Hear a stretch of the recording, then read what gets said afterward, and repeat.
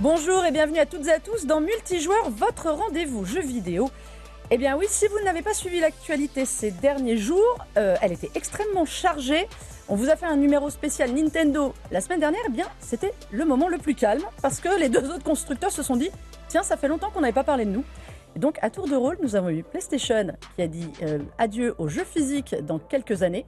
Et l'info vraiment de la semaine, eh bien, Xbox qui fait son grand reset, c'est acté. Et pour en parler, eh bien, deux spécialistes du sujet. Conquerax qui a pris un abonnement ici pour parler jeux physiques. Tout à fait. Merci de me recevoir. Et franchement, on est vraiment dans l'actu avec l'émission qu'on avait réalisée il y a quelques mois de ça. Et c'est vraiment un choc pour moi, mais je pense pour l'industrie au global. On avait malheureusement été visionnaires. Revoyez cette émission avec Conquerax et Vladimir Lelouvier sur le jeu physique est-il voué à disparaître. Sony t'a gentiment apporté un début de réponse ouais, je suis pas très content. ces derniers jours. Tout à fait. Et avec toi, Mohamed. Salut. Bonjour. Le jeu vidéo magazine, le retour. Et oui, effectivement. Alors moi, j'ai pas d'abonnement pour parler de jeux physiques, mais j'ai un abonnement tout court à cette émission, effectivement. C'est toujours un plaisir de t'avoir. Plaisir d'être présent avec Conquer, évidemment. Voilà. Ouais, pour parler partagé. Actualité Xbox, qui est un sujet que nous connaissons bien, mais là, c'est pas la façon dont on aurait aimé en parler. On va parler, évidemment, cette semaine, grand ménage dans le jeu vidéo à venir. C'est parti pour l'actu à chaud.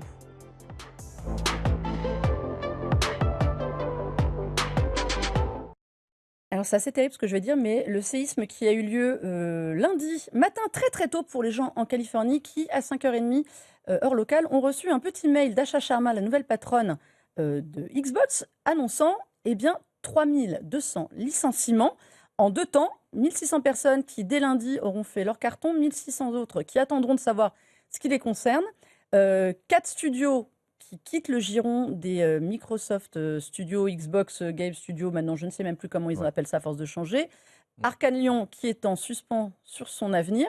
On va revenir sur tout ça parce que ça en dit long sur ce qui se passe chez Xbox, qu'on voit apparaître depuis l'arrivée d'Asha Sharma en février, qui a remplacé Phil Spencer, voilà pour ceux qui seraient tombés dans une faille temporelle depuis, et qui avait amorcé, on va le dire, une espèce d'opération séduction. Exactement. Des joueurs historiques Xbox en leur parlant, en leur promettant monts et merveilles, et qui là vient de parler un peu moins chaleureusement et doucement à l'oreille de 1600 personnes. Actuellement, on est en juillet, donc Asha Sharma a, on va dire, pour sa première année, on va dire, de mandat à la présidence d'Xbox, 3 jalons différents. Le premier, c'était les 100 premiers jours, qui était une opération reconquête, on va dire, des joueurs, avec justement des petits ajustements de ci, de là, changement de logo, Xbox est en majuscule, et Hiryu, le fameux Hiryu à propos des exclusivités, etc. Bref, des éléments qui mettaient la console au centre de l'expérience Xbox, qui était différent. Et le joueur. Ce qui était différent par rapport à avant. Et ensuite, on a commencé à parler de reset, parce que la santé de la société n'allait pas, que c'était des infrastructures beaucoup trop lourdes, qu'il y avait trop de studios, que c'était compliqué.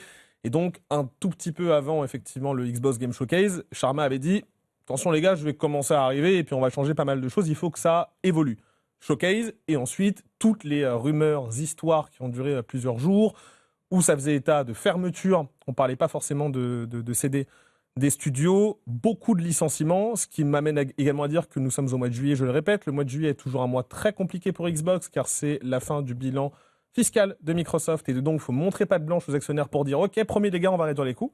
Et forcément, des fois, c'est Xbox qui trinque. On se souvient également des 1900 licenciements qui ont eu lieu en 2025, même 2024, la fermeture des initiatives, Perfect Dark. Bref, le mois de juillet est très compliqué. La différence, cette fois-ci, c'est que Sharma dit à 1600 personnes, dès le lundi, vous faites vos cartons, au revoir. Mais, et là où c'est plus insidieux, c'est qu'il y a 1600 autres personnes derrière qui ont une épée de Damoclès au-dessus de la tête et qui, dans les 12 prochains mois, année fiscale, donc d'ici juillet 27, ne savent pas à quelle sauce ils vont être mangés. Mais par contre, c'est symptomatique d'un point qui est très important. Ça fait maintenant plusieurs années qu'on dit que Xbox va mal, qu'apparemment le Game Pass n'est pas rentable, qu'apparemment il y a trop de studios, qu'apparemment il y a trop de problèmes, qu'il fallait un reset. Là, on a quelqu'un qui prend une décision qui, on va pas se mentir, est effectivement très dure. Les licenciements ne sont jamais drôles dans cette industrie. Malheureusement, tous les acteurs, sans exception, en font. Xbox en a fait beaucoup. PlayStation a viré... Nintendo a recruté quand même. Nintendo a recruté. Je parle vraiment de l'industrie occidentale parce que dans le cas de Nintendo, c'est un autre cas parce que même Capcom, hein, par exemple, c'est un autre cas. Capcom licencie pas en réalité. Mais en Nintendo, réalité, c'est plus flou en plus parce qu'on parle des embauches et des hausses de salaire qui partent de très bas, faut pas l'oublier. C'est pas la même chose pour le salariat. Et qui embauchent mais qui oublient certains chiffres et d'autres gens. Bien Mais ils se portent bien mieux. Oui. Il faut le reconnaître. Non, mais là, c'est vrai qu'on est face à une espèce de dualité entre l'aspect asiatique japonais et l'aspect américain. Donc en fait, tout ce qui est en train de se passer actuellement du côté d'Xbox est totalement attendu, en fait. Parce que nous sommes face à une situation où, pendant des années, apparemment, les personnes qui disaient que c'était la catastrophe, apparemment c'est une catastrophe. Le bilan de Spencer n'est pas si bon que ça, apparemment. Et derrière, il y a des coupes. Mais j'ai envie de dire, toute l'industrie a ce problème. Et les premiers auxquels je pense en tête de liste, en réalité, même si c'est pas exactement les mêmes licenciements, c'est Embracer, où là, littéralement, ça a été des rachats en veux-tu, en voilà, et des licenciements, mais par milliers, ça a été un bain de sang global. Donc tout le monde fait un bain de sang, tout le monde ferme des studios. Là où par contre, c'est assez particulier dans le cas d'Xbox, c'est parce que il y a cette espèce de poire en deux, où en fait, ils ne ferment pas de studios, ils les font partir en indépendant. Certains cas de figure, comme le cas d'Arkane, c'est assez compliqué parce que nous sommes en France et donc la législation n'est pas la même. Et donc forcément, je pense que si Arkane Lyon était aux States, ça aurait fait comme Arkane Austin en fait. Ils auraient fermé direct. Shutdown directement. C'est protégé par la Donc c'est protégé par la France et c'est protégé globalement par l'Europe. C'est plutôt un avantage qu'on a là-dessus. Mais donc il y a cette espèce de poire en deux entre, ok, on arrête les frais, mais on laisse aux studios leur indépendance. Mais d'un autre côté, forcément, il faut aussi licencier. Donc c'est vrai que ça cristallise beaucoup de débats, beaucoup de discussions. Mais c'est clair que Xbox aura pas le même visage entre maintenant et juillet de l'année prochaine. C'est ce qu'on a compris, Conquerax, dans le message d'achat. Le très long message. Très long, très honnête. Finalement, très honnête et très franc. Et je pense qu'elle a été recrutée pour ça aussi. Et même si au départ, elle devait effectivement lisser l'image d'Xbox, ça a été son opération un petit peu séduction, un petit peu reconquête, on va dire. Mais il y a un moment donné où je pense que, on le disait un peu en off, mais moi, Phil Spencer n'avait pas l'envie forcément d'annoncer ça suite à cette gestion. Pour moi, ça démontre qu'il y a eu une gestion assez calamiteuse en règle générale, qu'il y a eu des rachats de studios qui étaient... Je pense qu'il y avait de la bonne volonté derrière de vouloir proposer des jeux au public. Ils n'ont pas pu tenir cela. Ça a été beaucoup trop tendu. Ça démontre aussi l'état dans lequel est l'industrie aujourd'hui. Parce qu'on parle de ça, mais on avait aussi une illustration. En France, ça va très très mal aussi au niveau du jeu vidéo. Il y a beaucoup de licenciements, beaucoup de grèves.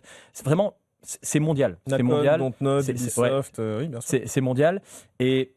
Après, c'est vrai que dans tous les cas, voir 3200 personnes, 3200 personnes qui partent. Juste pour Xbox. Hein. Juste pour Xbox. C'est 4008, je crois, au niveau de Microsoft. Là, c'est 20% des effectifs quand même, côté Xbox, qui vont être voués à disparaître. Alors, ils avaient parlé qu'ils avaient fait des embauches. Et ce qui est vrai.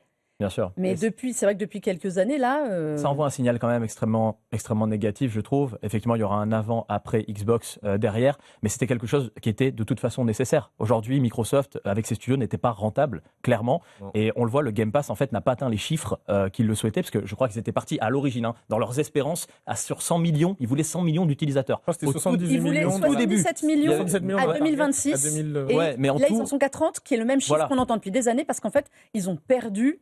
il y a une régression. Il y a une régression quand ils ont augmenté les tarifs. Exactement. Il y a eu des millions de personnes qui ont désouscrit, on va dire. 4 millions de personnes. Je crois 4 millions, mais c'est un carnage. C'est un véritable carnage. En un si petit laps de temps, on est très très loin des espérances. On est à moins de la moitié des espérances, t'imagines bien. Donc non, je pense qu'il y a toute une réorganisation à faire, ce qu'est en train de faire Asha Sharma, qui doit trancher dans le vif, malheureusement. Après, moi, dans tous les cas, fermeture, pas fermeture, quand il y a 3200 personnes qui partent, je suis écœuré de voir ça. Voilà, il y a des familles derrière, il y a des gens qui... Il ne faut pas oublier que 3200 personnes qui vont partir, ça ne compte pas potentiellement les 4 studios. Donc, pour rappeler, Ninja Theory, qui a présenté Senua au Xbox Game Showcase, est racheté, on ne sait toujours pas par qui. Undead Labs, qui est en charge de State of Decay 3, est racheté aussi. On ne sait pas par qui. Ça va être révélé à l'été d'ailleurs. Voilà, ça va être. Je pense que ça se négocie les fins et ça se négocie aussi en interne de qui reste, qui part, parce que ces gens-là ne resteront pas en l'état. Bien sûr. Double Fine reprend son indépendance. Honnêtement, on l'avait tous compris. C'est la seule certitude qu'on avait.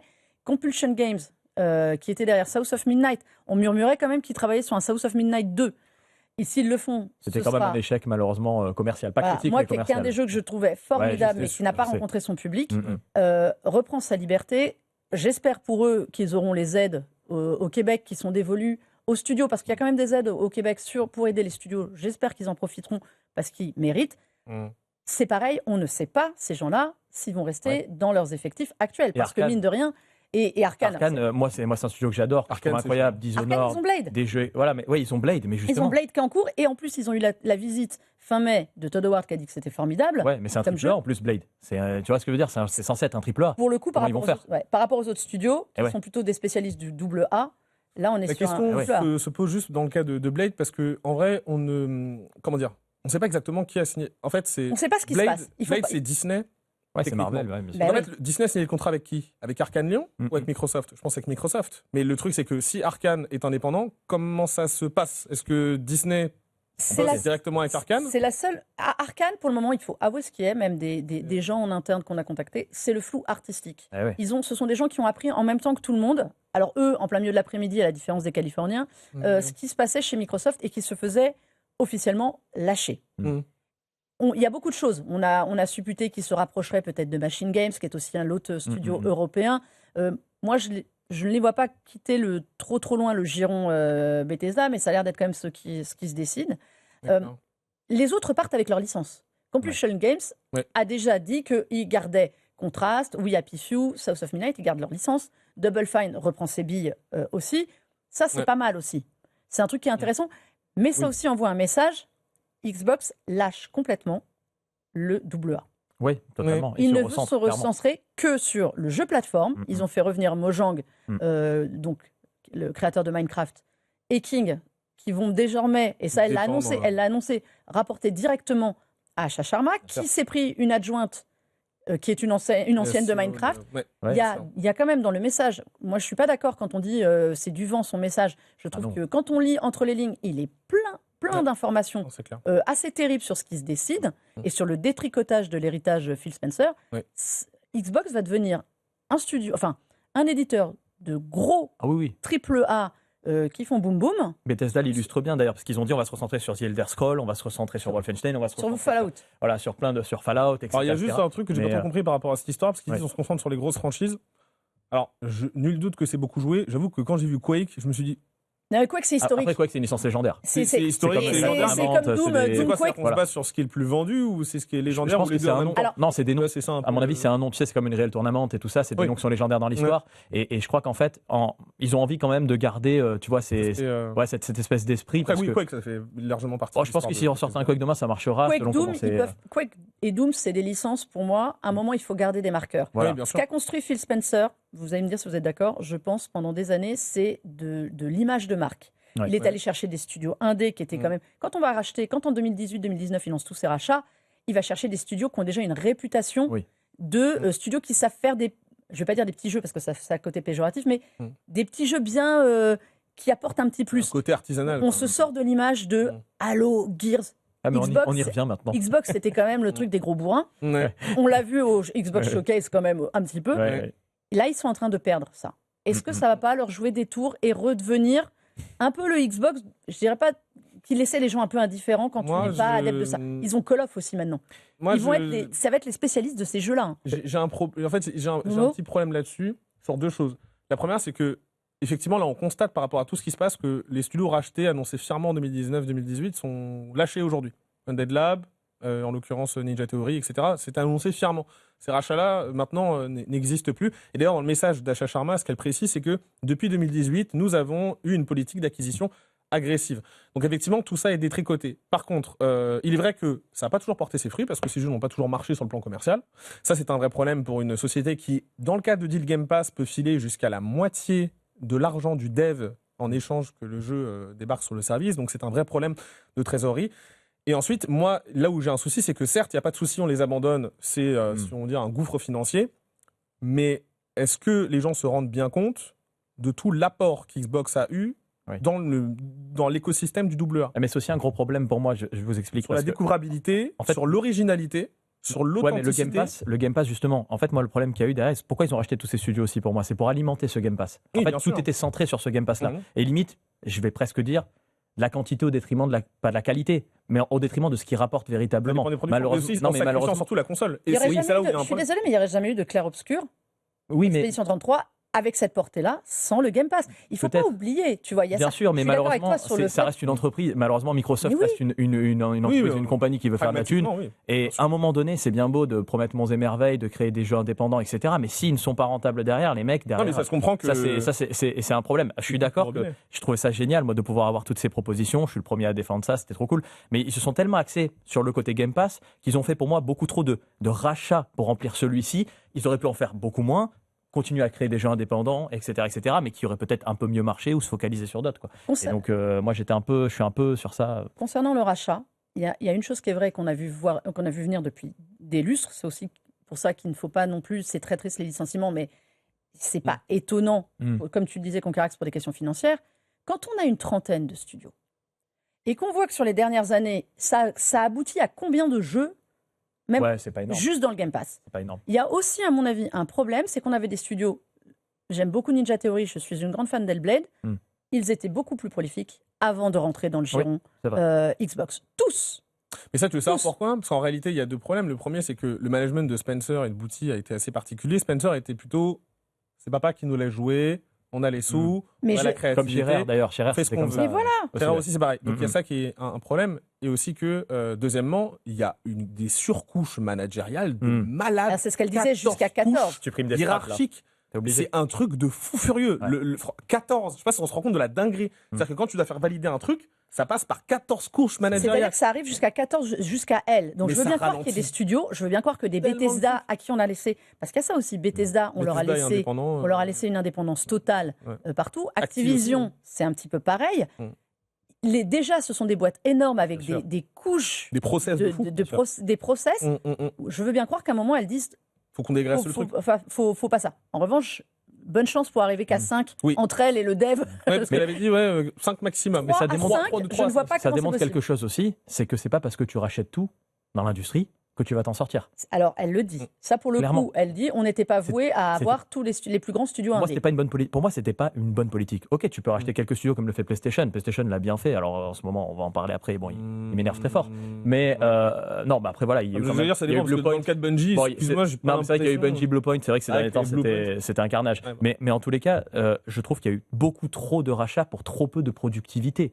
Et ça, c'est pas possible derrière. Comme tu l'as très bien dit, ils sortaient limite beaucoup. Arkane sortait plus de jeux avant, largement. Tous en fait. Double Fine, Ninja Theory, même Compulsion Games. Exactement. Ils ont sorti un jeu en 7 ans. Voilà, mais c'est pas possible. Chez Microsoft. Non, mais tu peux pas te tenir comme ça. Alors Bethesda, c'est un cas un peu à part parce qu'effectivement, c'est un très très très gros.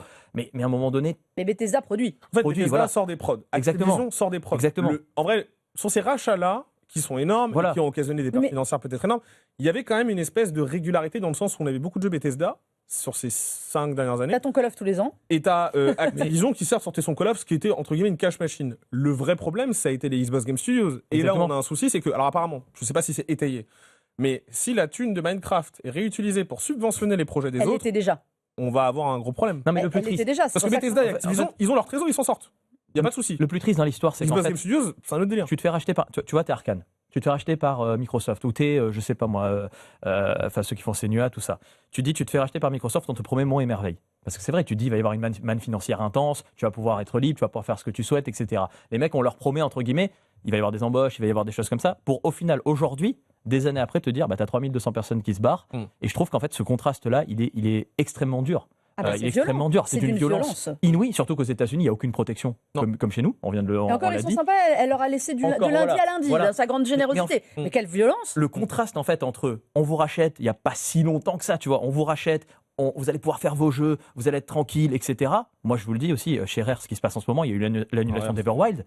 Et Rare ne sort pas de jeu hormis Sea of Thieves. Jusqu'à quand ça va pouvoir durer? C'est une machine à cash. Heureusement qu'il marche. Mais jusqu'à quand? Jusqu'à quand? Le problème qu'on a là, qui se dessine chez Xbox, c'est qu'ils vont mettre le paquet sur tout ce qui a une communauté. Elle le dit clairement dans son message. Le multiplateforme, elle n'y a pas cru, mais en revanche, pour les communautés, les jeux communautaires, ça a marché. Donc, Grand Beat 2, on va y aller. Ça, quand même, bien sûr. parce que il y a comment dire, l'équipe de Zenimax s'est fait décimer. Genre. Oui, d'ailleurs, ils ont réagi. Hein. Ah oui, totalement. Ils ont mis un message en disant que c'est pas le studio qui a le plus pris dans la tronche. Et ils font Tezo. Et Tezo, alors, contrairement à ce que vous pensez, Tezo, ça fonctionne. Hein. Bethesda Game Studio, là, ils sont tous montés au front. Ils ont fait un communiqué disant que c'est pas avec le nombre qu'ils étaient qu'ils allaient faire quoi que ce soit. ID Software, qui a perdu la moitié de ses devs, on se demande, dont une partie qui travaille sur le moteur, qui voulait généraliser. Et quasiment tous les programmeurs. Excusez-moi, mais ça devient. Il y a quand même, pour moi, le problème de fond, c'est comment ont été faits les choix. Ah, mais c'est une catastrophe. Comment ont été faits les choix. C'est une catastrophe. Et je pense que j'attends de voir les 1600 qui arrivent parce qu'il y a quand même des choses où à un moment ça va être bancal. Dernière question pour finir, parce que je voudrais quand même qu'on parle de PlayStation. Est-ce que c'est pas le joueur qui va payer? Parce que elle a donc mis un terme clair et net à l'héritage Phil Spencer. Vous reprenez tout son argumentaire dans son texte. Elle a tout démonté, tout défoncé. Donc on repart sur une autre base. Il y a 80 milliards qui ont été sortis par l'époque Phil Spencer, enfin même presque plus, entre Activision beaucoup, Zenimax un petit peu moins mais beaucoup et tous les autres studios. Il y a quand même des fonds. Satya Nadella demande des comptes. Elle, son message, c'est clairement pas une patronne de jeux vidéo, c'est quelqu'un qui est là pour remettre des sous dans les caisses. Ah oui. D'ailleurs, je ne sais pas si vous avez fait attention, mais sa bio a changé. Ah bon, sa bio Twitter a changé. Désormais, elle est CEO at Xbox. Il n'y a plus tout le tralala, tout le machin. C'est clair, net et précis. Ça fait un moment qu'elle a mis. C'est fini. Au début, elle avait mis des petits machins. Je pense que c'est quand même un petit peu cash. Le joueur va en pâtir, oui et non. Il en pâtit toujours, le joueur. Il en pâtit toujours, mais en fait... Mais il va falloir payer les jeux, les amis. Ah oui. Ce que je déplore, c'est la console augmente. La console augmente. La console augmente. Troisième augmentation au mois d'août, s'il vous plaît. De 100 à 150 $. Là où par contre il peut gagner, je pense que le Game Pass peut encore baisser de prix. C'est pas improbable que ça arrive. On verra quelle gymnastique financière ils feront. Là où le joueur gagne, entre guillemets, c'est pour le fait qu'il se reconcentre sur la console et qu'il sorte des exclus. Mais par contre là où je trouve qu'on y perd, c'est par rapport à toute la diversité qu'on avait chez Xbox qui n'existera plus. On risque d'avoir des jeux qui se ressemblent, on risque d'avoir des problèmes de production parce que quand tu viens l'intégralité des programmeurs chez ID Software, je peux te garantir que le prochain Doom, ça va être assez marrant de voir les problèmes de production. C'est drôle d'ailleurs d'annoncer ça la veille de la sortie de Révélation. Donc oui, le choix des licenciements est compliqué et puis aussi que ça laisse beaucoup moins de choix aussi à la prise de risque. C'est ça qui me pose un vrai problème. Moi, c'est ça qui me fait peur. Moi, je veux bien qu'on parte du postulat que oui, il faut rationaliser, il faut retrouver la voie de la croissance, il faut cartonner. Ça veut dire que quoi? On retombe sur Halo, Gears, Forza. Mais en attendant, sur Halo, Gears et Forza, ce qui marche le plus, c'est Forza. Hein. C'est pas Halo, c'est pas Gears. Hein. Non, même si ça peut fonctionner si vous voulez, mais c'est à des années-lumière de ce qui est Forza Horizon aujourd'hui. Donc, on va avoir un vrai souci. Ce que je déplore juste, c'est le fait qu'il y ait moins de possibilités pour les créateurs un peu plus confidentiels, AA, de proposer des choses. Xbox, le programme ID at Xbox est fait. Qu'est-ce qui va devenir? Et aussi que derrière, il y aura beaucoup moins de prise de risque. Déjà, aujourd'hui, quand tu as un jeu AAA qui est d'une grande franchise qui sort, il y a déjà une épée de Damoclès de fou au-dessus de la tête des développeurs parce que si le truc marche pas, ils peuvent se faire décimer. Mais là, ça veut dire qu'en gros, c'est une épée de Damoclès qui grossit davantage en réalité. Moi, Donc je sais pas si pour la création c'est la meilleure des choses. Je pense qu'ils ont un rêve, moi. Moi, ils ont un rêve, je te le dis, au fond d'eux. C'est réatteindre des chiffres tels qu'ils les ont eu pour la Xbox 360 qui concurrençait Sony. Tu sais, il y avait 80 millions de 3.6, mais la 80 millions de PS3. Il y avait quand même beaucoup de production. Il y avait, mais oui, mais justement, Microsoft n'avait pas encore fait tous ses rachats et tout se centrait sur effectivement Halo, Gears, il y avait déjà du Forza. T'avais quand même des trucs originaux. T'avais du Fable, t'avais du Fable, etc. T'avais quand même du Banjo-Kazooie. Bien sûr, parce que les coûts de production de toute façon n'étaient pas les mêmes qu'aujourd'hui. C'est clairement le cas. Mais je pense que dans leur stratégie, même si il y avait du physique à l'époque, etc. Je pense que dans leur stratégie, ils se disent dans leur esprit, ils rêvent de ça. On rêve de redevenir les concurrents mais vraiment les véritables concurrents de Sony, les vrais concurrents. Alors comment on s'y prend? On n'avait pas tous ces studios à l'époque, on sortait pas autant d'argent, il n'y avait pas autant d'employés sous notre joug, et il y a un moment donné où les mecs ils se sont dit et c'est terrible. Évidemment, la créativité en pâtit, mais même s'il y avait des super jeux Xbox arcade, tu sais, Xbox Live Arcade à l'époque qui sortaient, etc., des superbes créations indépendantes comme Bread, tout ça, pour ne citer qu'elle. Mais effectivement, il y a un moment donné où malheureusement, je crois qu'Acha, elle est arrivée pour ça, tu l'as dit, pour trancher dans le vif, et ça me dégoûte. Elle n'a pas d'attache au jeu vidéo. Mais elle n'a aucune attache au jeu vidéo. Elle n'est pas issue du JV. Là où Phil était issu du jeu vidéo, où c'est un mec du jeu vidéo, il y avait des mèmes sur lui, où les gens l'adoraient au départ à l'époque de la 3.6. En fait, si je regarde, il n'a pas pu assumer ça. Il n'a pas pu assumer ça. Pas parce que Spencer aimait le jeu vidéo que forcément aujourd'hui les gens ont une image de lui avec un bilan qui est aujourd'hui. Mais à l'époque, rappelle-toi, il y avait même, il était adoré. Et puis là, elle vient d'ailleurs de lui mettre un coup de sur la nuque. Assez ouf. Dernière question, juste, on va essayer de faire vite, parce que je vais foutre un peu les pieds dans le plat. Est-ce que ce qu'Acha Sharma fait, qui est d'une violence inouïe comme Ouais. on a rarement, sur le fond et la forme, hein, n'oublions pas, Mm. est-ce que c'est pas un message à toute l'industrie? Et qu'en fait, on se dirige vers ça, où ça va être l'exemple à suivre, parce que l'industrie va mal. Au-delà de ça, on voit tu parlais l'industrie occidentale, tu parlais d'Embracer. Embracer a fait ça. Embracer n'est pas Xbox, ça n'a pas la même portée, mais c'était le même carnage. Souvenons-nous des studios qui ont réussi à reprendre leur indépendance, ceux qui ont été zigouillés total, les milliers de gens qui sont tués. Moi, j'y crois pas Est-ce énormément. que ça, c'est pas le message qu'elle envoie? L'industrie va pas dire « Ah bah c'est peut-être ce qu'il faut qu'on fasse », parce que les licenciements, ça n'apporte rien. On le voit partout. Sans vouloir hiérarchiser, Embracer, j'ai jamais vu ça. Hein. Refaites les comptes des non, mais Embracer, c'est un carnage. C'est un truc de taré. Mais tout le monde s'en moquait. Oui, c'est un message qui est envoyé à... Non, mais les indépendants, là, les studios qui redeviennent indépendants, pardon, hein, mais moi, j'y crois... Enfin, comment ils vont tenir? Moi, j'y crois pas énormément. Moi, je pense que c'est ça qu'il leur faut, mais il leur faut, mais alors attention, parce que là, le contre-coup, il va être massif. S'ils étaient en cours de production de certains jeux, ça va être très compliqué de se réorganiser. 1000 fois plus cette situation que être fermé arbitrairement et shut down toute possibilité créative. Tout projet. Je préfère largement. Je dis pas que c'est la meilleure solution. Moi, je sais pas s'il y en a certains qui vont pas fermer complètement à terme. C'est mieux d'avoir. Et s'ils vont pas se relever, ils vont ne pas s'en relever. Moi, pour moi. Il y en a qui, ça se trouve, ne vont pas s'en relever. Il y aura du sacrifié là-dessus, ça c'est clair. Mais si on regarde pragmatiquement la situation et si on prend du recul, moi Tango, j'ai encore là, tu vois. L'histoire de Tango, bien sûr. Ça m'a fumé. Je pense, je suis d'accord avec toi. Ils avaient essayé de shut down Tango. Heureusement qu'il y a eu Krafton derrière qui arrive en mode machin. On ne sait pas quand il arrivera à FRH2. Ça c'est pas mon mais au moins ils ont des financements. Mais tu l'as dit, on ne sait pas quand il arrive. À choisir entre les deux mauvaises situations, je préfère un studio qui a pas le statu quo mais qui peut à minima essayer de s'en sortir ou à au moins une chance parce que c'est quand même pas donné à tous les studios. Plutôt qu'on shut down, et puis c'est pas très grave. Quand tu passes comme ça, entre guillemets, comme je te dis, tu avais une énorme manne financière. C'est vrai que la situation change. Quand tu passes d'un coup, justement, on va dire tu étais affilié à un très très gros studio, à indépendant, le coût en interne, le contre-coup en interne, il est faramineux. On ne se rend même pas compte parce qu'il y a tout qui est bougé au niveau des strates. On parlait des strates, il y a tout qui est bougé au niveau des développeurs.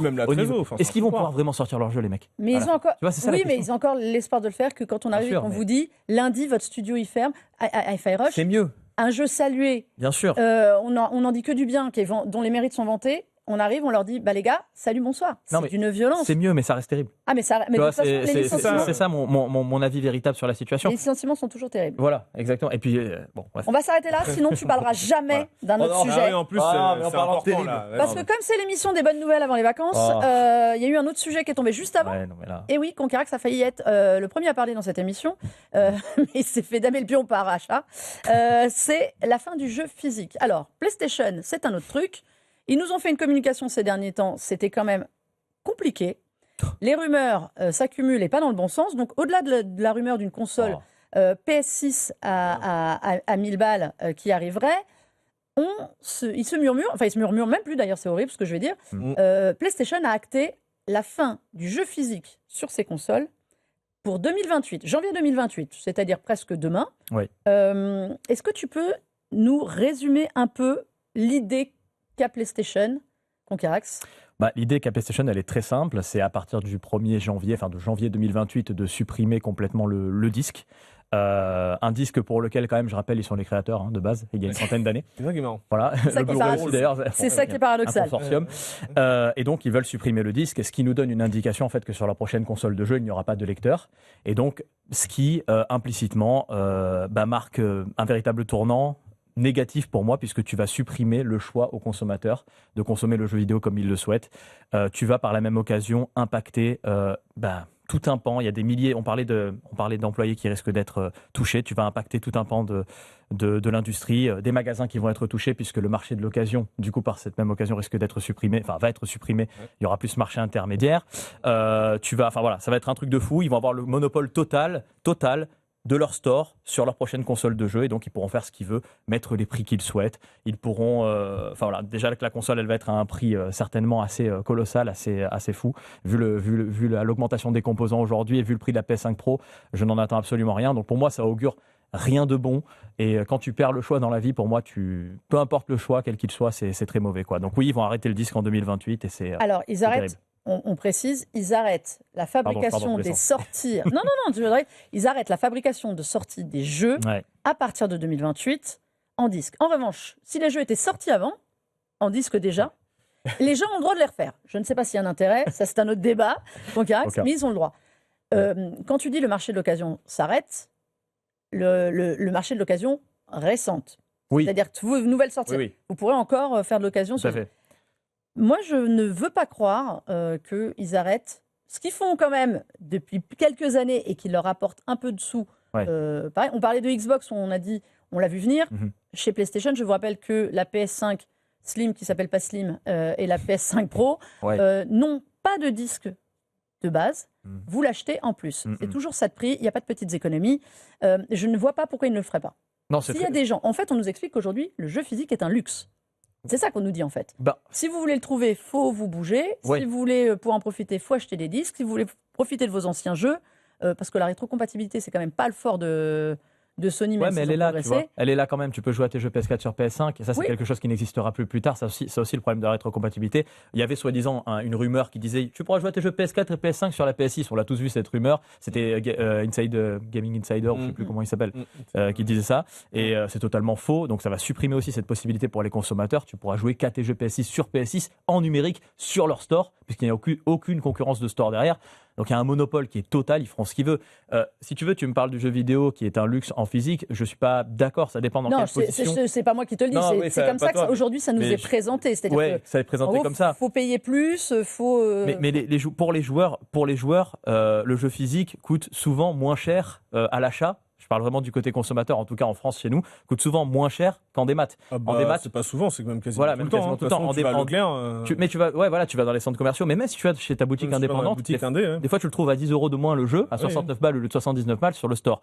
Sur le store, le jeu qui sort est toujours plein pot. Toujours. Quand je dis plein pot, c'est à 80 balles, 70, 69 balles. Alors que tu peux toujours t'en sortir quand tu vas dans une boutique indépendante. Tu ramènes par exemple un de tes anciens jeux et puis tu vas avoir ton nouveau jeu moitié prix. C'est quelque chose qui va être supprimé pour le consommateur. Alors pourquoi ils font ça ? Évidemment, on l'a vu avec l'action Sony qui est en train de monter. Les investisseurs sont très contents. C'est parce qu'ils pourront faire ce qu'ils veulent. Ils pourront faire ce qu'ils souhaitent. En plus, d'un mépris total pour des éditeurs qui ne sortent leurs jeux qu'en physique. Hier, Maximum Games, j'allais te le dire, ils n'arrêtent pas de communiquer, ils ont tout à fait raison. Qui implore Sony, qui les supplie de trouver une alternative pour leur prochaine console, parce que tous ces gens-là vont perdre leur emploi. Tous ces gens-là, les magasins, on en parle, parce que Sony, c'est une grosse manne financière sur l'occasion pour ces magasins, ils risquent de perdre leur emploi aussi, à terme, parce que Sony a posé les jalons d'un truc, et ils ont attendu bien après GTA 6, juste après, pour essayer de noyer le poisson et nous le faire passer comme ça. Parce que GTA 6 avait annoncé qu'il n'y aurait que des codes dans des boîtes. Ouais, alors ça, c'est on en reparlera à ce moment-là, mais moi, je ne crois pas au fait qu'il n'y ait pas de fraude et quoi que ce soit en passant comme ça. Est-ce que... J'aime bien poser des questions qui vont énerver Conquerax. Est-ce que c'est pas mieux ? Est-ce que les joueurs ne sont pas des victimes consentantes ? Je t'explique pourquoi. Ça fait des années qu'on nous vante le démat, vous avez le jeu tout de suite, il n'y a pas de souci. Alors aujourd'hui, c'est moins cher d'aller en magasin, mais souvenons-nous que quand le démat est arrivé, les jeux en dématérialisé, c'était moins cher de les acheter en démat que de les acheter en magasin. Les magasins ont contre-attaqué en baissant les prix.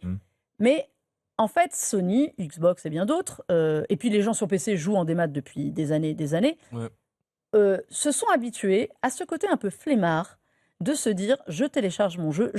Les early access ou le truc on vous dit vous pouvez l'avoir 3 jours avant, précommandez-le et comme ça 3 jours avant vous pouvez. Est-ce que finalement aujourd'hui ça se plaint beaucoup, mais les gens n'ont pas donné un peu le bâton pour se faire battre ? Alors écoute, c'est une très très bonne question parce qu'en fait souvent on entend le dématérialisé a totalement gagné sur le jeu vidéo en physique, c'est mort. Pas en France. Ouais, pas en France. C'est vrai qu'en plus on a vu qu'il y avait 67% des Français qui préféraient le jeu en physique dans leur préférence. Dans leur préférence, je parle. Après, je vais même te dire, j'ai vu le dernier bilan du CEL parce que je suis allé le revoir il y a quelques jours. Je crois qu'on est à un écart de 2 à 3% entre le physique et le démat. C'est absolument rien. C'est ridicule. Non, on est un pays qui... Et il y a une augmentation de la part du physique, plus 2%. Je sais pas si tu l'as vu. Et il y a une baisse de la part des gens de maths, moins 2%.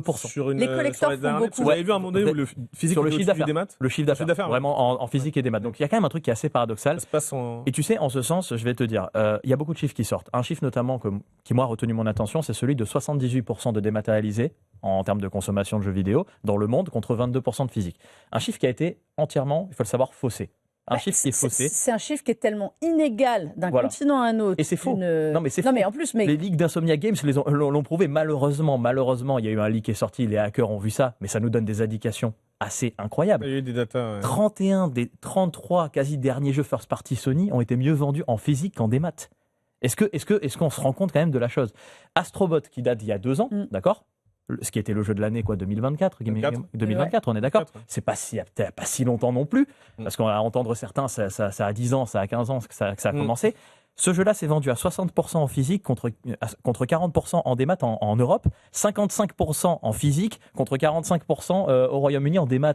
Donc il y a quand même une indication assez incroyable qui nous démontre que c'est pas forcément le cas pour tout, et surtout dans les chiffres des 78%, tout est inclus.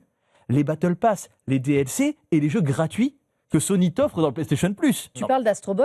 Est-ce qu'on n'est pas sur le jeu le plus family-friendly aussi Bien sûr. de Sony, qui est un cas un peu à part, 4 millions de un ventes. peu comme Nintendo. Alors Nintendo qui pousse de plus en plus au dématérialisé, mais qui fait aussi son beurre beaucoup sur le jeu physique. Alors Nintendo, je viens d'établir un rapport justement, alors c'est un peu source moi, mais c'est assez bizarre. Mais en fait, je tiens un petit Excel, si tu veux, depuis maintenant la sortie de la Switch 2, où il y a toutes les sorties de tous les jeux dans le monde. Je répertorie tout pour faire justement le ratio de Game Key Card, de Code in the Box et de jeux vraiment physiques complets. Alors tu l'as vu, Bethesda va sortir Oblivion Remastered en complet, complet de chez complet, Orbital sort complet, il y a plein de jeux qui commencent à ressortir complet, et en fait, au début on était sur 70% de Game Key Card, Code in the Box pour 30% de jeux complets, des jeux Nintendo notamment, et le rapport se rééquilibre parce que Nintendo a proposé diverses cartes et des solutions. On est maintenant sur du 45% de physique contre 55% de démat. C'est un truc faux, c'est juste un calcul, c'est juste un calcul que j'ai fait avec les sorties. J'ai beaucoup aimé tous ceux qui aussi ont dit nous on aura encore des jeux physiques, notamment chez Ubisoft qui nous a expliqué que Rayman et Halo. Microsoft avec Halo. Regardez-nous. Moi, je pense surtout à Halo et j'étais en mode. Enfin, les gars. Sur le disque, c'est marqué installation. Enfin, c'est marqué nécessité. Deuxièmement, vu les actus. Voilà. Exactement. Mais, après, un peu complexe. je pense qu'il y a plusieurs choses, mais en réalité, faut pas mésestimer que déjà, oui, effectivement, le physique a toujours une part importante, mais selon les territoires. C'est pour ça que c'est important à dire. Dans le cas de l'Europe, particulièrement du cas de la France, aussi au Royaume-Uni, on a une espèce de place forte, de dernier bastion en fait, où le physique est important. Mais il y a aussi un autre truc qu'il faut préciser, c'est que il y a beaucoup de territoires émergents qui fonctionnent avec le démat, où le démat a été poussé et il est beaucoup plus présent, et donc forcément ça rentre dans les stats de Sony. Mais par rapport à ces territoires émergents, il ne faut pas oublier aussi que parfois le manque de versions physiques a été créé volontairement par l'éditeur.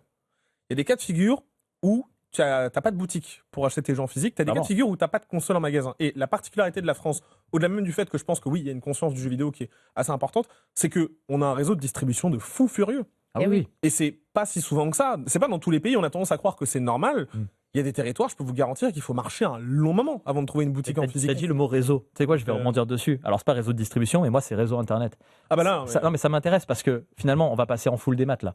Mais si t'as pas une bonne connexion, bon courage, quand t'échappes les 300 gigas de Call of Duty et machin, tu sais qu'il y a actuellement il y a 30 millions à peu près de personnes qui sont raccordées à la fibre en France. Il y a 45 millions qui sont éligibles, je crois. Ça veut dire qu'il y a quand même une partie de la population qui vit dans des zones rurales, etc., qui ne pourront pas télécharger leurs 300 gigas et pas jouer, comme tu dis, le jour. Mais c'est ça qu'on vend. Et c'est un véritable problème parce que finalement, il vaut mieux limite pour ces gens-là se lever, aller en magasin, aller acheter leurs jeux. Quand je rappelle quand même que 85% aujourd'hui des jeux physiques PS5 source Does It Play à l'appui parce qu'on fait les tests ensemble, etc. Tu déconnectes ta console, tu peux jouer au jeu en version 1.0 directement sur la galette. C'est-à-dire que moi, l'argument de dire « Ah non, mais il n'y a plus le jeu de toute façon sur le Blu-ray », c'est un argument qui existe pour certains titres, c'est vrai, mais vraiment, c'est l'immense minorité. 8 jeux sur 10, tu peux y jouer directement. Ça, les gens l'oublient. Concarax, j'ai aussi une question pour toi. Est-ce qu'on n'a pas un problème de support ? Parce qu'aujourd'hui, c'est bien beau, le DVD, le Blu-ray, en capacité de stockage sur le disque. Tu ne mettras jamais un GTA, tu ne mettras jamais. Il faut faire 3 mais Square l'a fait avec. Square l'a fait avec Final Fantasy. Oui, mais c'est sur deux. Il y a deux Blu-ray. Oui, mais c'est pas hyper pratique. C'est un peu. Enfin, comment dire ? Si tu raisonnes, encore une fois, pragmatiquement, purement business. Ouais, c'est un peu relou de presser 2 disques par jaquette, ça coûte de l'argent. Est-ce qu'il n'y a pas besoin de trouver un nouveau support ? Et est-ce qu'ils ont envie de le faire ? Pour moi, honnêtement. Parce que Sony, pour moi, à mon avis, pour qu'ils arrêtent, comme tu le dis, c'est quand même un peu les créateurs de tout ça. Ils sont en train de recycler leurs usines qui pressaient les galettes pour faire autre chose, mais en gardant leur technologie de laser. Est-ce que justement, ils n'ont pas derrière la techno, ou que quelqu'un peut être là, parce que ça, on sait aussi que dans l'industrie de la tech, ça existe. Quelqu'un a déjà la techno, mais c'est un petit, et pour le court-circuiter, en gondard et tout. Est-ce qu'on n'a pas ce problème-là purement technologique du fait qu'on est aux limites de ce qui est rentable et intéressant en pressage? Pour moi, très sincèrement, quand tu veux, tu peux. C'est-à-dire qu'en fait, Rockstar, ils vont créer une boîte, ils vont créer une logistique, ils vont créer un acheminement, ils vont utiliser du plastoc pour mettre une carte cartonné à l'intérieur avec un code. Ta boîte, tu la prends, tu la jettes après. T'as créé tout ça pour une boîte, juste une boîte vide en fait. Et donc tu pourras même pas le revendre, en occasion, etc. On parle de la planète aussi, juste ça, de faire des boîtes en plastique. Non mais je te le dis. Moi, pour moi, vaut mieux du démat. On est d'accord. Je vais être transparent. Je vais être transparent avec vous. Et il y a du très bon démat parce que moi, je suis pas un anti-démat. GOG, c'est un excellent démat sans DRM où tu peux mettre ton jeu dans une clé USB, tu le gardes à vie, il est à toi. Mais ce que je veux dire par là, c'est que Rockstar, ce que vient de faire Rockstar pour moi, tu vas pas me dire que les mecs, il y a l'emplacement du CD dans la boîte. Bien sûr, c'est la tu même pouvais boîte. pas presser le CD et c'est Rockstar Games qui est multimilliardaire. Pour moi, ça c'est un peu se leurrer, c'est effectivement eux ils veulent pas qu'il y ait le jeu en occasion, c'est clair et net, et ils veulent pas que tu puisses acheter le jeu en occasion derrière pour le moment. Et donc le jour où ils ressortiront la vraie version physique, si elle sort un jour avec un CD, ils le feront peut-être. Les gens réachèteront une deuxième fois le jeu, tu vois, c'est tout leur objectif. Mais ce que je veux dire par là, c'est que pour moi le problème technologique aujourd'hui, il existe peut-être, mais je pense que sincèrement pour ces boîtes-là, ça les a pas empêchés de vendre des millions de jeux, d'être rentables derrière, tu vois. Je veux dire, Final Fantasy à l'époque, les Final Fantasy d'antan sur PS1, il y avait 4 CD. Et il n'y avait pas de problème. GTA sur PC, il y avait combien 5 CD quand tu l'installais. Et pourtant, ils en ont vendu des millions, ils ont été rentables. Pour moi, c'est un peu un problème, c'est un peu décalé le souci. Pour moi, clairement, il n'y a pas d'intérêt pour Sony aujourd'hui, vu ce qu'ils viennent d'annoncer, de recréer un nouveau support, d'en trouver un autre, etc. Pour eux, c'est acté, ils vont être ultra gagnants parce que c'est du dématérialisé pur et parce qu'aujourd'hui, il n'y aura aucun intermédiaire pour eux. Quand tu n'as pas d'intermédiaire dans la sphère, et il y a cette sphère qui est sortie, qui montrait le coût distributeur, le coût machin, etc., etc. Mais eux, ils suppriment tout ça et ils sont ultra gagnants. Mais au détriment de qui ? Des joueurs pour qui c'est un total mépris. N'oublie pas un point assez important, et pour le coup, il faudra vraiment surveiller. Je ne vous dis pas que ça va forcément, que les gens auront gain de cause sur le sujet, mais c'est important. Il y a quand même beaucoup de procès. Surtout au niveau européen, au niveau du monopole, etc. Plus particulièrement sur le monopole du PS Store. Parce que c'est vrai que là, on se retrouve avec un véritable problème. C'est que, en fait, là, oui, bien sûr, Sony va dire, attendez, on a quand même laissé les jeux en magasin, il y a des codes in the box, ça va durer 12 mois, quoi. On a un vrai problème de monopole et il y a des class actions au Royaume-Uni, aux Pays-Bas, en Australie, aux États-Unis. Ouais. Et je crois d'ailleurs que le procès côté Pays-Bas, côté Royaume-Uni est encore en cours. Donc en fait, c'est quand même assez bizarre dans un contexte où, oui, GTA est annoncé uniquement en code in the box, dans un contexte où en plus, il y a déjà eu des gens qui ont fait état d'une tarification dynamique sur le PS Store, etc. Donc c'est vrai que tellement anti-consommateur, tellement un climat de défiance envers la marque que l'annonce qui a été faite, mais c'est un coup de massue de fou furieux. Niveau communication, je vais le dire, c'est une catastrophe. Et là, le pire, c'est que pendant 6 jours, il y a eu 160 millions de vues sur leur post. Le post a dépassé GTA. C'est le post le plus vu de l'histoire, je crois, du jeu vidéo. Dans les posts de jeux vidéo. Le troisième le plus vu ou le deuxième. Mais il continue. Il continue. Et là, je crois que maintenant. L'annonce du démat ? Ouais, l'annonce du démat. Non, mais c'est que c'est hardcore. Sony, on s'est dit. Parce que quand même, faut regarder les commentaires en dessous. Faut regarder les commentaires en dessous. Moi, je vois le tien en premier. Des millions. Non, mais alors, les tweets, moi, ils ont été internationaux parce qu'ils sont traduits automatiquement. Ouais. Les mecs. Tu scroll down. Mais c'est des milliers, des centaines de milliers de messages. Oui, bien sûr. Et les mecs, 6 jours après. 6 jours de silence, c'est la première fois qu'ils font ça. Arcade, salut, achetez notre stick arcade à 200 balles, il est trop cool, il est interchangeable, il est physique. Ouais, c'est vrai que j'avoue que quand j'ai vu le coup du stick, j'ai un peu rigolé. Non mais attends. De se dire que c'était ça. La tagline, en plus à la fin, c'est toujours prêt pour le combat. Non mais attends. C'est un message pour toi. Non mais ça, mais clairement. Dernière question parce que je voudrais qu'on parle quand même 3 minutes de Assassin's Creed. Oui. Est-ce qu'en Europe, l'Europe peut faire quelque chose ? Parce qu'on sait que le fameux DMA appliqué en Europe, Sony n'est pas concerné. Le côté gatekeeper, vous êtes obligé, vous avez des obligations de fournir du contenu de manière équitable à tout le monde. Ils ne sont pas tenus. Est-ce qu'avec ça peut basculer ou pas ? En fait, on pourrait mais je voulais qu'on parle de ça, on n'aura pas le temps de Stop Killing Games, qui malheureusement, faudra revenir, Conquerax. Bien sûr, mais on est en train de bosser dessus pour être honnête avec toi, on essaie de trouver plein de leviers avec divers acteurs européens pour essayer de contrecarrer ce monopole qu'ils auront certainement, et moi je pense qu'à terme ils vont être obligés de s'ouvrir à d'autres stores sur leur console, je te le dis honnêtement, en Europe, sinon ça va être très compliqué. Mais je suis pas non plus hyper confiant, parce que oui, on revient sur Stop Killing Games, on revient sur 1,3 million de signatures, on était confiant, petite réunion avec l'ESA une semaine avant, petit four avec Ubisoft et Yves Guillemot, et bizarrement derrière, on nous avait dit pourtant en interne que ça allait peut-être faire bouger les choses. Ils vous ont dit débrouillez-vous avec eux. Et finalement ça n'a absolument servi à rien à part se concerter selon les jeux, etc. Mais c'est complètement inutile, donc j'ai un peu peur tout de même que c'est ça soit en vain. Donc, tu crois pas C'est pas que j'y crois pas, j'ai envie de me battre et je me battrai toujours. Je vais travailler dessus, on va bosser avec des acteurs sur le sujet. On a bossé aussi avec UFC que choisir dans le cas de la France, dans le cas aussi à l'époque de la revente des jeux numériques qui n'a pas abouti avec Steam. Donc ça pose tout un véritable problème derrière. Il faut travailler, il faut se battre et rien lâcher. Voilà. Voilà. Bon, c'était la page actu super positive de cette semaine. Désolé, hein, mais je suis désolé, vraiment. Xbox, c'est pas toi. Hein. Xbox, PlayStation, merci. On va passer très vite à quoi on joue avec un seul jeu, mais qui est quand même la sortie de la semaine. C'est parti.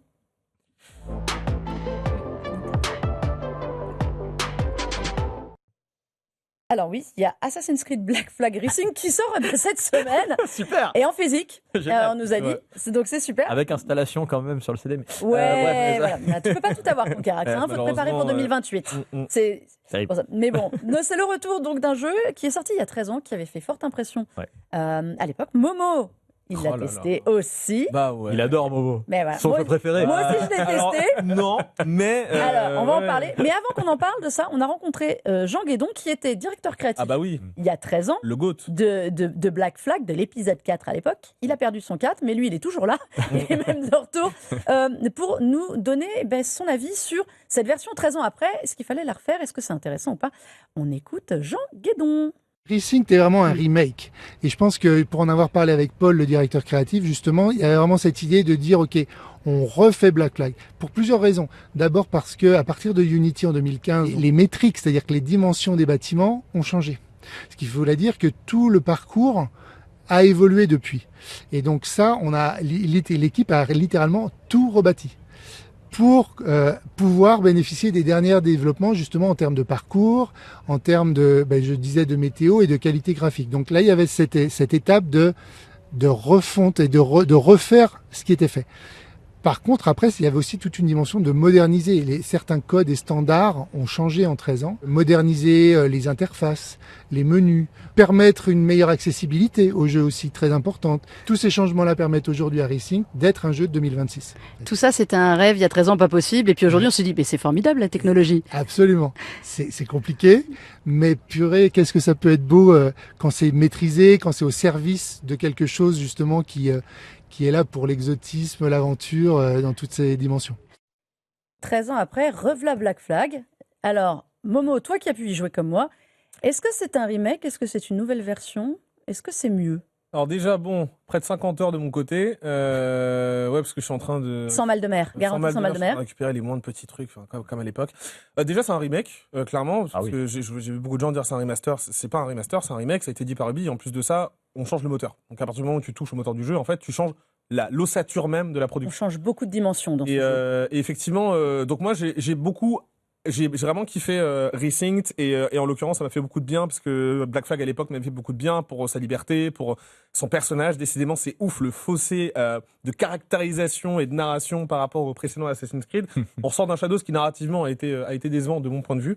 Et là effectivement on arrive à retrouver ce pourquoi on avait kiffé Assassin's Creed à l'époque. A fortiori un épisode qui déjà, lorsqu'il était sorti, était totalement une rupture. C'est un ovni dans la saga. D'ailleurs, je me souviens même qu'au tout début de son EV, les gens étaient en mode un pirate, pas sûr. Il sort rapidement parce qu'il était annoncé juste après AC3. Je crois que Black Flag, le premier teaser, c'est janvier 2014. AC3 était sorti le 31 octobre 2013. Donc AC3 était sorti en 2012, donc c'était 6 mois à peine après. Donc les gens étaient un peu dubitatifs et finalement on a découvert un truc de fou. L'avantage de Resynced, c'est que déjà, techniquement parlant, c'est assez impressionnant de voir ce que peut faire l'Engine Pipeline aujourd'hui. C'est le même moteur que Shadows, mais effectivement au service d'une direction artistique qui est différente. Que ce soit les textures, que ce soit les éclairages. Les éclairages, c'est le plus grand point fort du jeu. Que ce soit les modèles de personnages, que ce soit même les cheveux, plein de détails, et même les VFX qui sont assez impressionnants par moment. Donc, en fait, effectivement, on a vraiment une impression d'un truc XXL, quoi. D'un truc qui a été bien modernisé, qui a été refait. Et vraiment, la plus grande tarte que j'ai pris, c'est les différentes séquences où tu sais, t'es sur Jackdaw, comme ça, t'as Golden Hour, et c'est un truc. Les effets de lumière sont absolument magnifiques. Le coucher du soleil, j'ai vu ça un petit peu passer, c'est assez incroyable. Pour la jungle, etc., c'est un truc de fou. La Havane, super bien refaite. C'est un vrai remake. Pareil, franchement, c'est un véritable remake. Là, tu vas à Nassau, la Havane, toutes les îles. Tu pètes ton crâne, Gretinagua, tu pètes ton crâne, c'est un truc de fou. Et surtout, moi, le truc qui m'impressionne, c'est par rapport au changement, par rapport à la mer, dans des temps qui sont un peu plus mouvementés. Mais moi, il y a des séquences, j'étais avec le Jackdaw, je me prends des trompes marines de fou, des éclairs qui frappent l'eau juste à côté du Jack d'eau. Le sound design est hyper impressionnant. Donc sur ce coup-là, honnêtement, c'est une très bonne réinterprétation visuelle et pour le coup, ça va encore plus loin. Les fonds marins. Les fonds marins, c'est aussi magnifique. Et c'est vrai qu'il faut plonger n'importe où. T'as plein de coraux partout, c'est hyper coloré. Tu nages dans des bancs de poissons. Vraiment, t'as tout l'aspect liberté de l'époque, mais qui est décuplé par 1000. Et la formule fonctionne encore aujourd'hui. Donc c'est pour ça que c'est quelque chose qui est cool. Maintenant, là où ça change, c'est effectivement par rapport au gameplay des combats. J'étais un peu dubitatif. Je suis encore un petit peu, mais finalement, ça se prend plutôt bien en main. Et là où, par contre, Ubisoft a fait fort, je trouve, c'est sur les contenus rajoutés. Parce qu'il y a environ 6 heures de jeu rajoutés. Alors, j'allais dire 7-8 heures à peu près. Moi, j'aurais dit plus, effectivement. Et notamment, parce qu'effectivement, ils avaient dit qu'il y a un arc narratif sur Steel Bonnet, sur Barbe Noire. Il y a les quêtes des officiers qui rajoutent une dimension, une densité au combat naval qui est beaucoup plus importante. Mais là où je suis frappé, sans spoiler, c'est par rapport à tout l'arc de Barbe Noire, notamment qui est un peu lié aux officiers. Alors franchement, je ne m'attendais pas à ça, et je dirais même que l'antagoniste est au niveau de Cutler Beckett dans Pirates des Caraïbes. Et c'est un truc que j'ai trouvé vraiment assez ouf. Je ne sais pas ce qui s'est passé sur l'aspect narratif quand tu passes d'un Shadows à un Black Flag qui certes reprend la trame de l'époque, la trame elle n'a pas changé. Oui, mais ça, tous les à côté. C'est ça qu'il faut dire, c'est que c'est vraiment la même histoire, c'est la même trame. avec du rajout en plus, comme si vous aviez un DLC. Mais en c'est fait, comme un DLC, c'est vraiment densifié. Et comment ça se fait que toutes ces parties-là qui sont rajoutées, elles ont été écrites récemment? Comment on passe de Shadows à ça? C'est quand même un truc assez fou de se dire, ils ont réussi à retrouver une narration qui était digne de celle de l'époque. Et après, pour ce qui est du reste du jeu, ça fonctionne. Cependant, en point négatif, je dirais 2 choses. La première, animation faciale en cinématique impressionnante, mais en gameplay affreuse, voire même inexistante. Et deuxièmement, moi, j'ai croisé pas mal de bugs. Et c'est peut-être même l'Assassin's Creed le plus buggé que j'ai testé depuis au moins plusieurs années, je dirais, peut-être même depuis le début. En fait, alors, au moment où on enregistre cette émission, le jeu sort demain. Un patch Day One. Et je pas sûr, parce que nous, on a eu un patch de 1,5 giga. Mais je ne sais pas, mais moi aussi, j'ai eu quelques petits bugs. Moi, j'ai eu des ça, il faut avouer. J'adorais le Black Flag original, qui est un de mes préférés, même si les combats navals, moi, c'est mon préféré à chaque fois, j'ai envie de m'arracher les cheveux. C'est pas la partie que je préfère, mais j'aime bien. En revanche, il y a un truc que j'aime bien, c'est que c'est un remake et pas un remaster. Il est plus beau que l'original, mais il ne trahit pas visuellement. Alors, il y en a qui vont pas aimer, qui vont dire que c'est moche et tout, mais quand vous avez fait le premier, eh bien, vous appréciez de rester dans cet univers. Et là où je te rejoins, c'est qu'il y a des contenus supplémentaires, il y a des choses qui ont changé. Et à un moment, j'étais perturbée, je me dis, ça, j'ai l'impression de l'avoir déjà joué, mais je suis pas sûre. Et en effet, c'est extrêmement bien glissé. Les villes, en fait, ça profite de toutes les technologies des derniers jeux Assassin's Creed. Donc, c'est beaucoup plus peuplé, c'est beaucoup mieux. La météo a un véritable impact aussi. Si vous attaquez à un moment et qu'il flotte ou qu'il flotte pas, c'est pas le même délire pour votre personnage. C'est un excellent remake.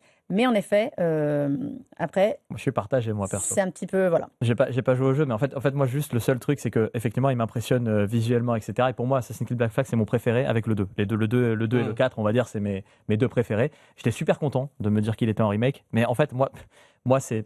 par rapport à mes convictions, je vais dire, mais j'ai vraiment du mal avec Ubisoft en ce moment et je vais peut-être avec tout ce qui s'est passé avec Stop Killing Games, etc. Ça me donne pas envie. Mais c'est dommage. Tu vas passer à côté de quelque chose. Je sais, mais c'est malheureusement. Je te le prête. Non, tu l'as en physique. Malheureusement, tu vois, pour les tu pourras pas me le prêter. Tu vois, c'est vrai. Écoute, Conquerax, tu iras écouter. Ce que je ne vous ai pas dit, c'est que vous pouvez retrouver l'intégralité de l'interview de Jean Guédon qui parle donc de son lien, parce que lui est quasiment là depuis les tout premiers Assassin's Creed. Et il était parti, il est revenu pour reprendre la franchise. Il fait partie de cette équipe de direction qui est là. Lui gère les contenus et tout ça pour les prochains, dont Exe, qu'on attend évidemment, parce qu'année prochaine, ce sera les 20 ans d'Assassin's Creed. Vous pouvez retrouver sur la chaîne YouTube et sur le site BFM Tech l'intégralité de l'interview. Et franchement, c'est extrêmement intéressant d'écouter Jean Guédon parler de son amour de cette licence, de ce que ça a apporté. Et mine de rien, aujourd'hui, Ubisoft, ils sont pas au mieux, mais on est sur un jeu qui a marqué, et notamment cet épisode-là. On est arrivé au bout de cette très très dense émission. Messieurs, merci encore 1000 fois d'être venus. Conquerax, on te retrouve sur ta chaîne toujours. Et dans tes combats. Toujours sur X, sur ma PlayStation. chaîne, face à l'ogre PlayStation. Non, mais voilà, on est plein maintenant. Je suis pas tout seul. Je vois ça et ça me fait extrêmement plaisir de voir le soutien. Et merci aussi de me donner la parole sur ce sujet. Même si j'ai beau être énervé, remonter, il faut essayer de garder les pieds sur terre aussi. Mais voilà, c'est C'est un compliqué. noble combat. C'est compliqué. Et la jeune moi qui achetait avec ses premiers sous des jeux d'occasion à côté de chez elle et qui a joué à beaucoup de jeux vidéo quand elle était petite, te remercie de poursuivre ce combat. Merci beaucoup. Eh bien, Momo, on te retrouve sur Jeux Vidéo Magazine aussi. Partout dans tes multiples tests, parce qu'en ce moment, ça n'arrête pas. Ah, punaise, il y a Halo après, là. Et voilà, Il est partout. Cet homme est partout. il est partout. C'est pas possible. Merci en tout cas Merci à toi. d'avoir pris ton temps. Merci Momo, ça me fait Évidemment. plaisir d'être avec toi. Un plaisir. Et merci à vous tous d'avoir subi les informations toujours positives du jeu vidéo. Je vous promets, ça ira mieux. Let's go. Ça ira mieux dans les prochaines semaines. Puis il y a encore plein de choses à découvrir cet été. En tout cas, vous pouvez réécouter ces messieurs en replay sur la chaîne Tech & Co, sur le site BFM Tech, la plateforme YouTube BFM Tech et RMC BFM Play, et en podcast partout. Et nous, on se dit rendez-vous la semaine prochaine pour faire un petit bilan de ce premier semestre du point de vue des jeux, pas de l'actualité. Ok. Et puis voilà, vous donner quelques petits conseils. C'est bientôt les vacances pour nous aussi. On va se détendre un peu. En attendant, jouez bien, je vais les calmer et à très vite. Salut.